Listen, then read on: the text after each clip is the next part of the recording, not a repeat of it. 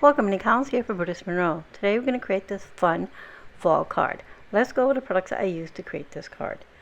We are going to use our new mixed media stencil called X Pattern. It has an overall X pattern throughout, hence the name X Pattern. And we're going to use this with our Chroma mist. We're going to use yellow, orange Chroma mist and noble fur Chroma mist. Along with our stencil, we'll be using our new stamp set called Fresh Baked. This is 22 pieces, and it has a variety of baked goods on here. It has this wonderful cake. It has the bottom here is this bottom here is interchangeable with these two pies here, like the fruit pie and the other one. We have a nice long loaf of bread. This looks like a brioche. We have what we can call pumpkin pie or sweet potato pie. A variety of leaves, another pie top or cookie, and then some more bread on the bottom, some whipped topping, and a pear, some fruits, and a variety of sentiments like happiness is homemade, seasoned with love, enjoy life is delicious, I only have pies for you, and the one we'll be using today, which is autumn skies and pumpkin pies, because we will be making this pie into a pumpkin pie, and we're going to be using that little slice as well. So I went ahead and stamped and colored and die cut my images. We're going to use that, like I said, the pumpkin pie and the slice, and a few of our leaves here that are incorporated. So I'm going to use actually all the leaves that we have here. I have one that fell right on here. I'm trying to grab a piece of paper here so you could better see them. There we go. So we have these here, and the one that's on my stamp set right there. Let me move all our images so I don't lose any of them. Now I have this die cut circle. I use a circle die for my stash, and I'm going to use some Distress Oxide and Vintage Photo here to just darken my edges. And I have a piece of Not Your Mama's cardstock that we'll be using for our stencil, layering cardstock in a mid-orange, and our card base made from Not Your Mama's cardstock. And this is going to be all A2 size, so 4 1/4 by 5 1/2. I'm going to start with this piece of cardstock, and we're going to bring in our splat box. And I'm going to do something different. Usually we put our paper down, then our stencil, and then we spray through, and that gives you a great effect. However, I'm going to spray my stencil, and then I will press my cardstock into it, because I want more of that crisp X pattern to show through. So I'll show you the difference, because I did several of these just to make sure I like which one I liked best. So I'm going to pull it up, and here it is. And I'm going to set this to the side. Now, off screen, I would run it through and just keep getting more and more print. So here's how we did it.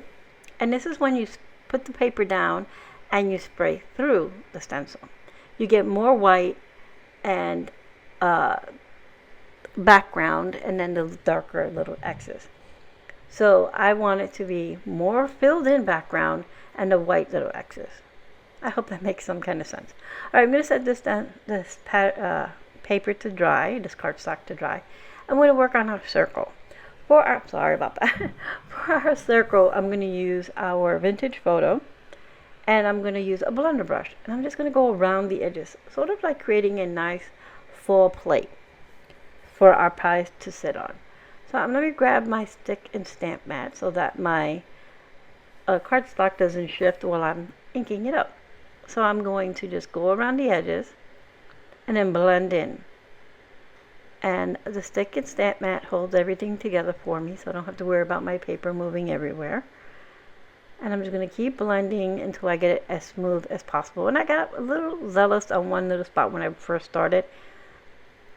That's okay. We'll put our pie just on it, and it'll cover that little blobby part. So that's what I want. I want it to just blend around the edges, going lighter towards the center. See that little spot? That's where I'll put my pumpkin to hide that little blobby part. Okay, so now I have card panels almost dry. So I'm just showing you. Reason why I blended it is because when I placed it on there, when I was doing my sample, the white just seemed like so bright. I know the background has little white X's, but it just seems so stark with everything. So I wanted to tone it down a bit. Alright, so now that my panel's dry, I went ahead and die cut it. I use our Spring Sayings die cut set, and I use the smaller of the two dies that are in there, the frame dies. So I'm going to go ahead and stamp our sentiment before we go ahead and put our card together. So I have another stick and stamp mat in my stamping platform. I keep one in there just for stamping. And the only thing that the magnet's holding down is the mat. It's not holding down the paper because the paper is being held by a stick and stamp mat. I'm going to place my sentiment towards the bottom of this piece of scrap paper. This is the same kind of paper that I use to color my images, stamp and color my images. This is white cardstock. So I have my Raven Detail ink. I'm going to ink up my sentiment and I will stamp it. Make sure it's on there. I want it just a tad darker, so I'm going to stamp it one more time.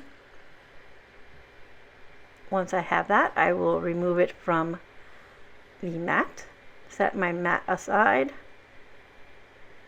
I'm just going to put my paper, my carrier sheet paper back in there. Alright, so I'm going to trim this down. And yes, you're thinking, well, this is white, Annie. This is really stark white. We're going to remedy that in a second. I'm just going to trim off the excess and trim down my sentiment. I want a nice thinner strip, so I'm just going to trim it down a bit here. Take off just the edges. And I'm using my smaller trimmer for this because I want it as close as possible without being too tight. Alright, so now I'm going to go ahead and bring my stick and stamp mat once again. Bring in our ink, which is the vintage photo, but I'm not going to re-ink my blender. I'm just going to use whatever's on my blender brush. I'm just going to rub it across this sentiment strip. Now I've toned it down and it kind of coordinates better with our plate. Now I went darker on the edges, on the ends, and lighter in the center. Alright, I have all my components together now. We can build our card. First, we're going to start by adhering our stencil patterned cardstock to our layering cardstock. It is curved a little bit because of the drying, it warps, but that's okay, it'll flatten out in a moment. I'm going to use some liquid adhesive. I'm going to use some Barely Art glue to adhere this. And I left it where it leaves us a nice little mat all the way around. And I have like a mid-orange colored cardstock there for layering. Pressing it all the way down. And then I'll adhere this to our card base. Just getting, there was a few parts there that were sticking up and I want to make sure it all adheres down properly. I have my card base here. Gonna give that, put some adhesive on this and place it down. Once that's all set, excuse me, I have a tickle in my throat. We're going to adhere our quote-unquote plate down directly onto our card. And then our pie pieces, we will use some foam adhesive.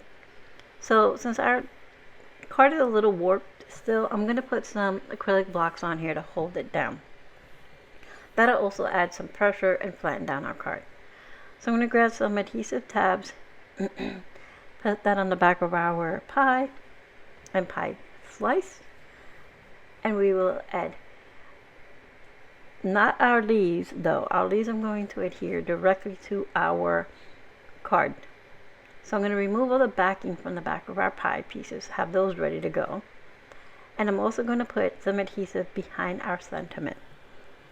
So I'm going to grab, I have like a little adhesive strip, foam adhesive strip. I'm just going to trim down the excess and I'm going to place that behind our sentiment. Remove the backing off of that, have everything ready to go. Alright, so grab all my leaves over here. So now I'm just going to go ahead and start adhering everything down. So I place my bigger piece of pie here, my slice.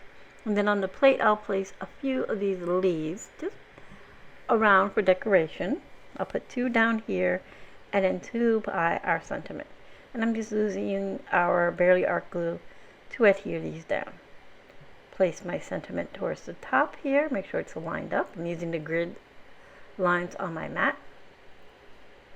And I was thinking, should I put one on top, one on the bottom, and I didn't like that, so then I clustered them together right here like they're hanging off the sentiment, almost like they're hanging off a little sign.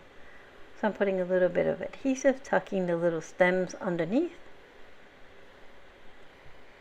And then for finishing, now you can leave this as is if that's what you like, but I like to add a little extra. So for finishing touches, I'm going to bring in some acrylic bubbles, and I use in colors of orange, a pale green, a little yellow, and a little mid brown.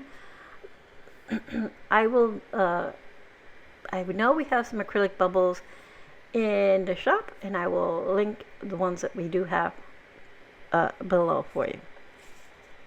So I'm going to go ahead and place these. I put a cluster, one by the 2 leaves on the bottom here, are clustered up there next to the pie. As you can see, I have an orange and a green there, and then 1 above and below our sentiment. And now our card is complete. It's super quick and easy. You can use your stencil, like I said, with the card beneath, or you can spray on your stencil and place it on top. So let's go over once again all the products we use, because I know I did so many of them. We use our stick and stamp mat, our spring sayings dies just to cut our panel out, our fresh baked stamps. We use the pies, the slice, and the sentiment, and our X pattern stencil with our Chroma mist in yellow orange and noble fur, and some vintage distress Oxide vintage photo ink, and of course our Raven detail ink for our sentiment. I will have everything linked in the description box below for you to take you directly to the shop. Thank you for being here, and I hope you found some inspiration.